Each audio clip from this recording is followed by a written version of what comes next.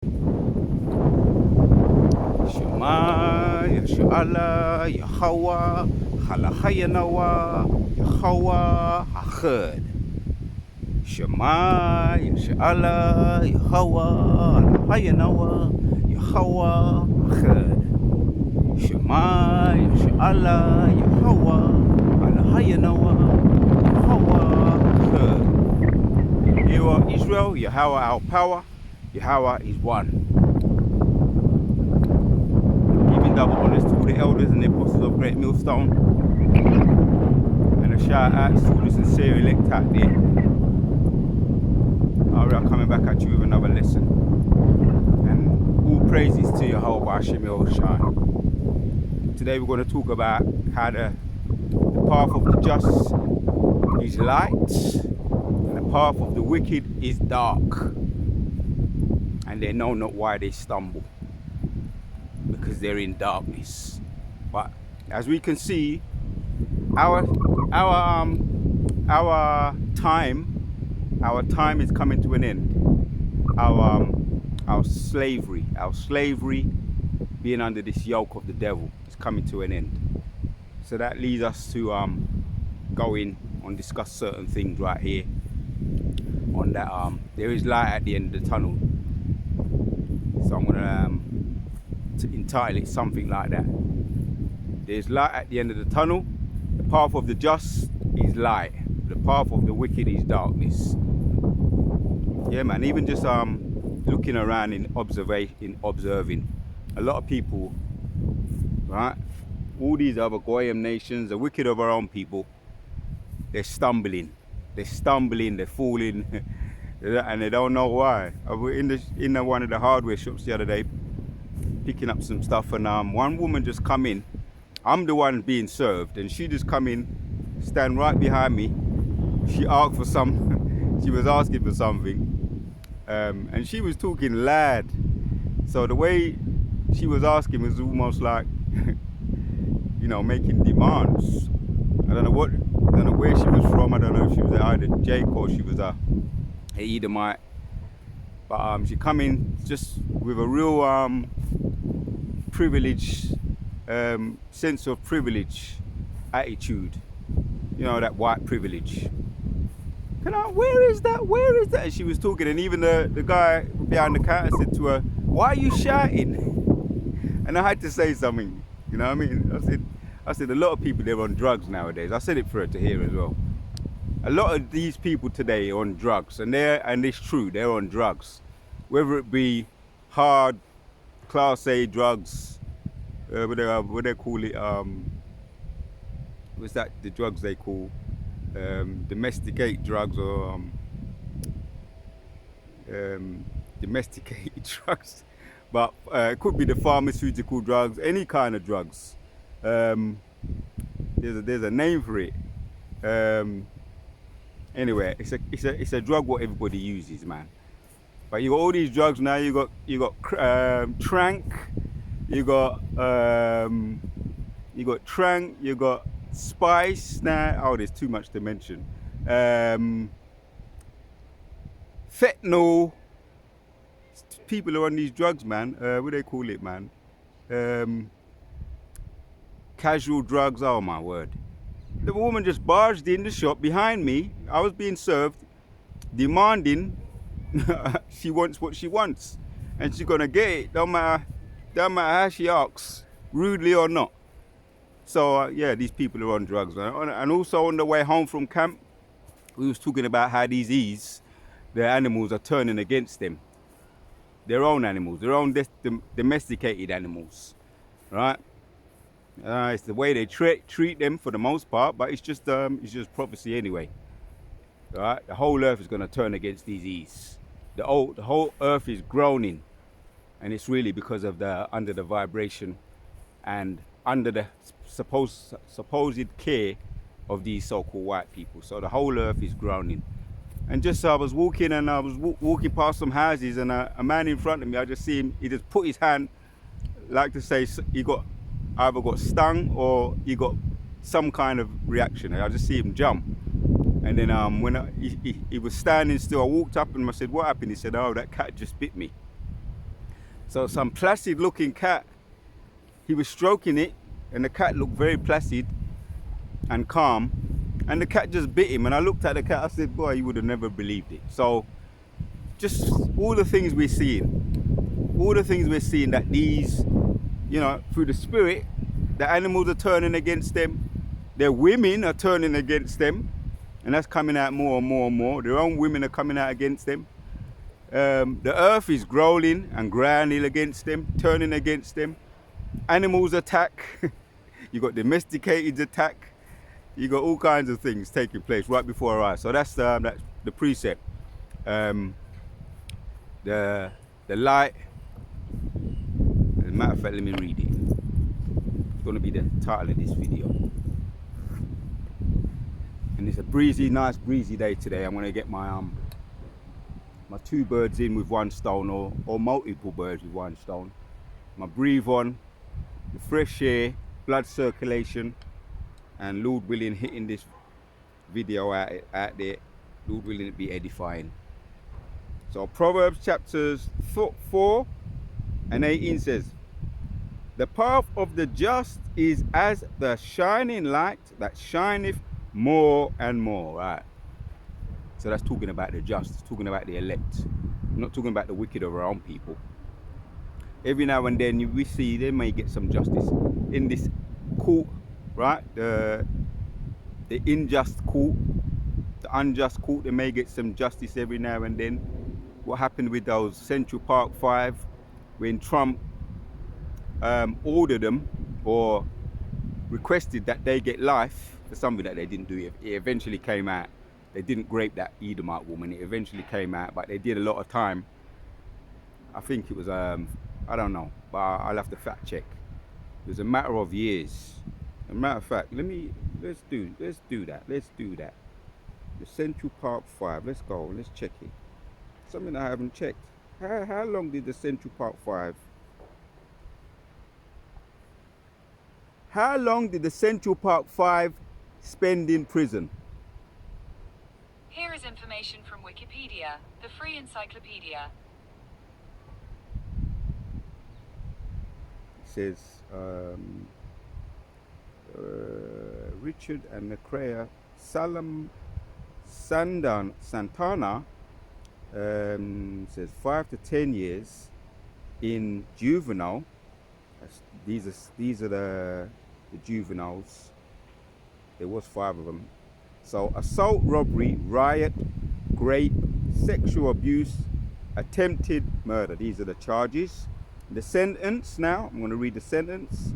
Richardson, McCrea, Salam, Santana, 5 to 10 years in juvenile. Detention, paroled after 6 and 7 years, whilst 15 years in prison, released after 13 years. You can make heads or tails of that. So that is the Central Park 5, right? And there's documentaries on it. You want to get into some of that. So you might say 15 years in prison, released after 13 years, right? Some of them were paroled. They got parole. Parole after 6 years, and it's different for different ones because some of them were juveniles. So the charges were assault, robbery, riot, rape, sexual abuse, attempted murder. Boy, and Trump was requesting that they don't never get let out again, right? They get the death sentence. So this is the kind of things that Yeshua Allah, right? They got released in the end, and they did get compensated. As a matter of fact, let's ask one more question. How much compensation did the Central Park 5 get? I'm just curious. The Central Park 5 received 41 million, right?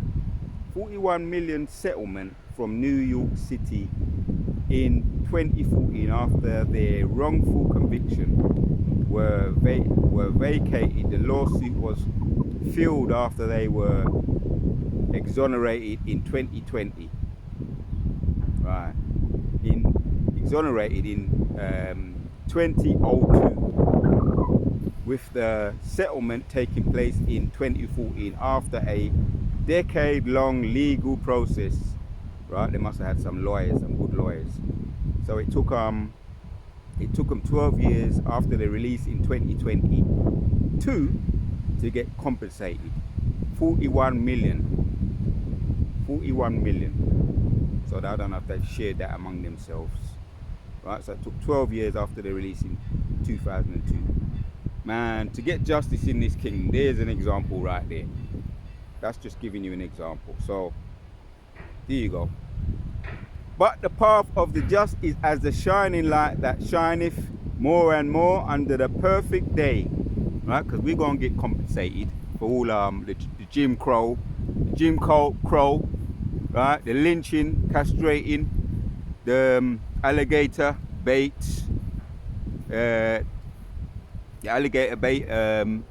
on the ships, getting thrown over like cargo, getting thrown over the transatlantic slaving, getting yam up by sharks, right? But we gonna see our justice. We gonna get our justice from the true court, the true court of law, right?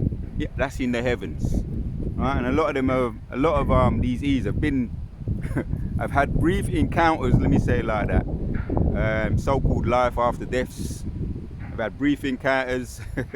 We spoke about it a little bit on Sunday sit down, and Mosai sending them all kinds of cold sweat dreams, right? Mosai's got ways of you're letting them know, man, that they're gonna have to pay.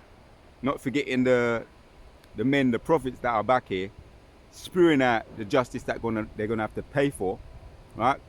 Because for what they've done to us, right? And all the different you got the book Without Sanctuary, all the things they've done to us, the lynching, the castrating, the tarred and feathering, right? And using us and putting us on their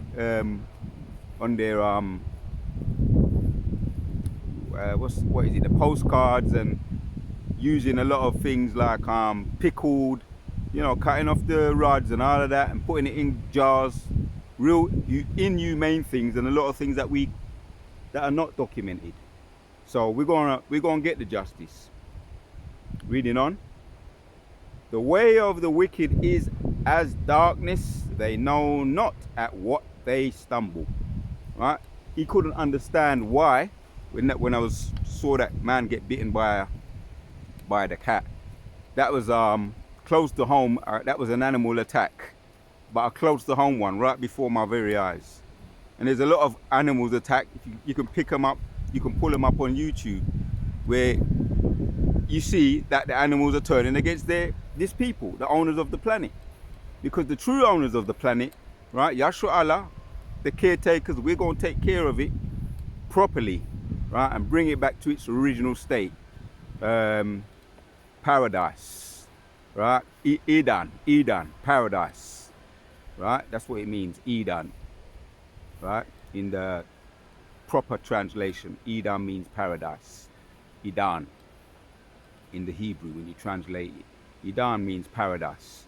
So we're going to return the earth, the whole earth, no matter what it looks like, right?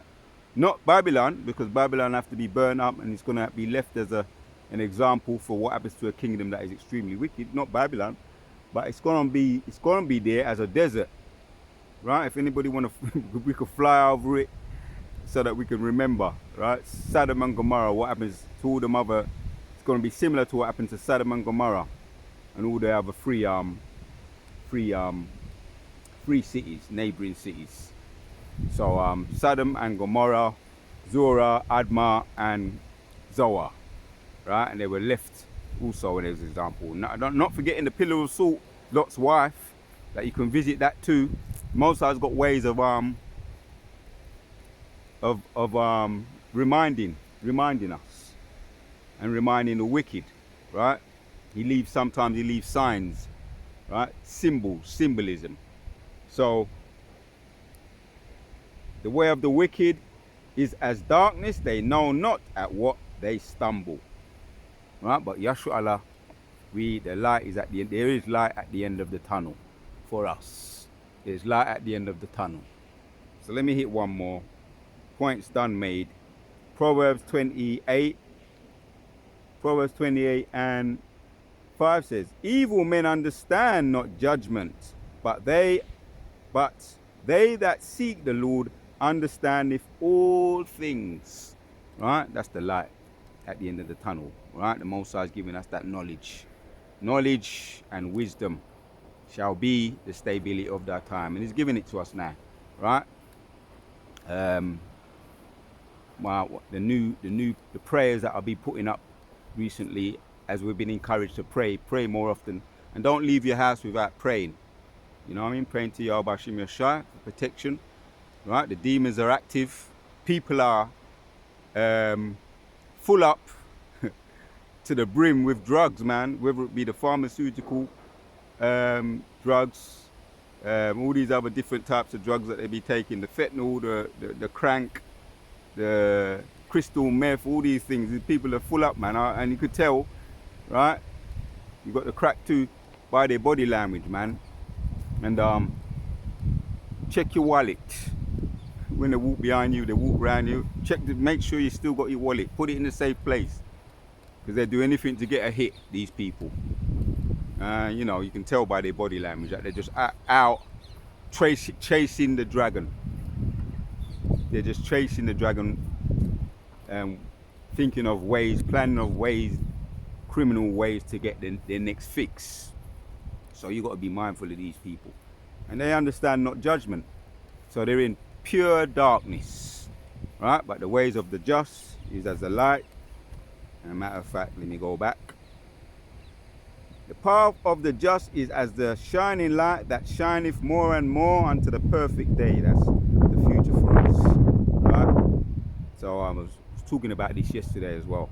Keep thy heart with all diligence, for out of it are the issues of life, right? Guard your heart above all else, for it determines the course of your life, right? Staying away from all these different types of right now you got all these dainties. They're throwing the kitchen sink at us too, right? We're pushing the health. We are pushing the health. Our brothers are pushing the health. It starts with what you put in the body, right? Within reason, staying away from all the dainties that they be pushing upon us, the sugars. The week before last, I made sure I got down to doing my fast, my intermittent fast. I first started off with 12. I think it was 24 hours when you calculate it. It was 20 hours, about 20 hours. That was last week, and throughout the week it worked out. I done 20 hours. I think I done 18, just to start me off once again. Something that I'm very familiar with, but I'm back on it again. The Wadi Yahweh Shem Yeshai. And then this week I done 24 hours on Monday, so a whole day, right, without.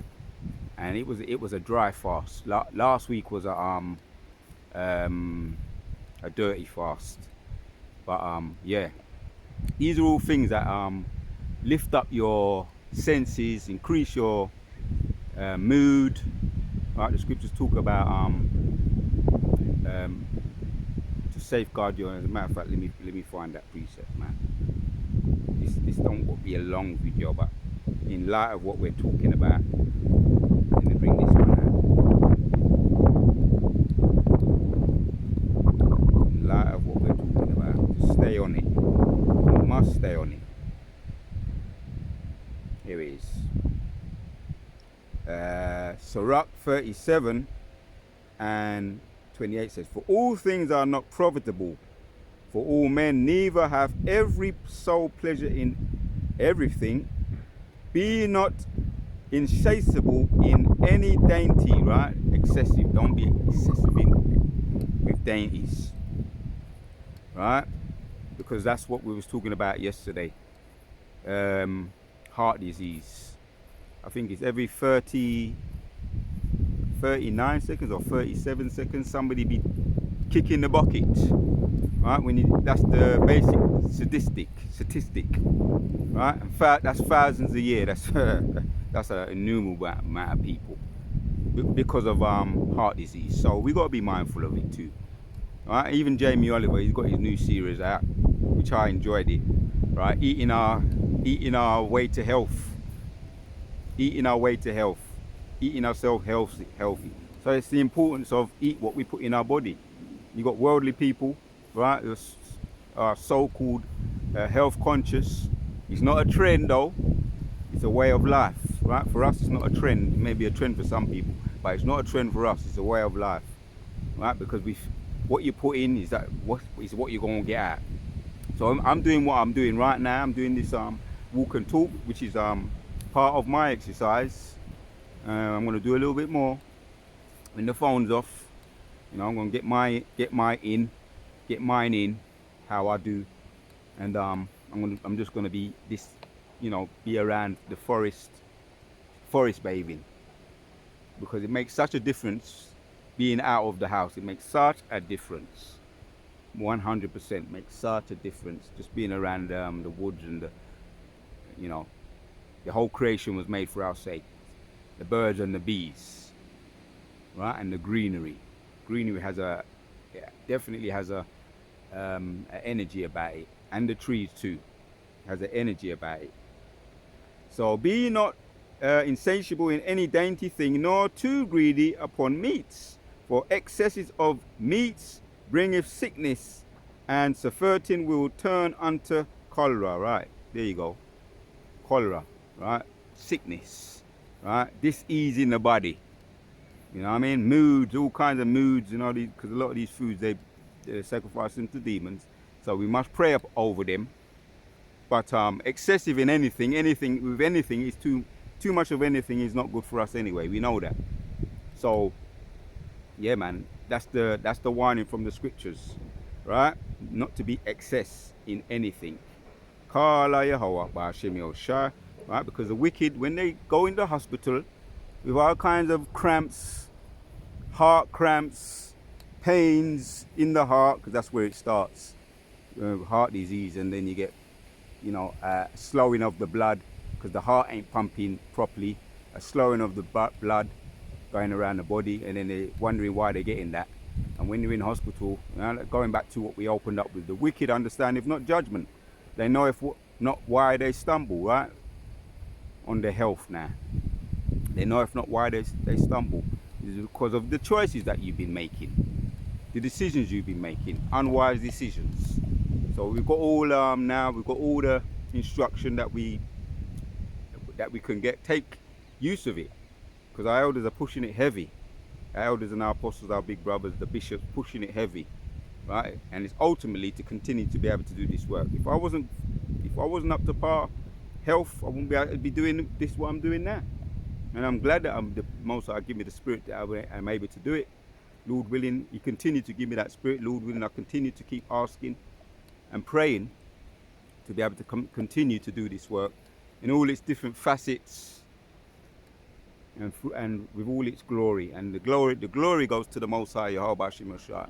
That's who the glory goes to, that I'm able to do this. The Wadi Yahweh B'Shem Yoshai, Kala Yahweh B'Shem Yoshai B'Shem Rakah Kodash. Matter of fact, since I said that, the glory goes to the Most High. Let's bring that one out. Wisdom of Solomon 16 says, for it was neither herb nor multiplying plaster that restored them to health, but the word, right? O Lord, which healeth all things. There you go. The word of the Most High that give us this health to be able to continue to do this work. Putting it into practice, wisdom, right? Shalak, lahaya shamaka, right?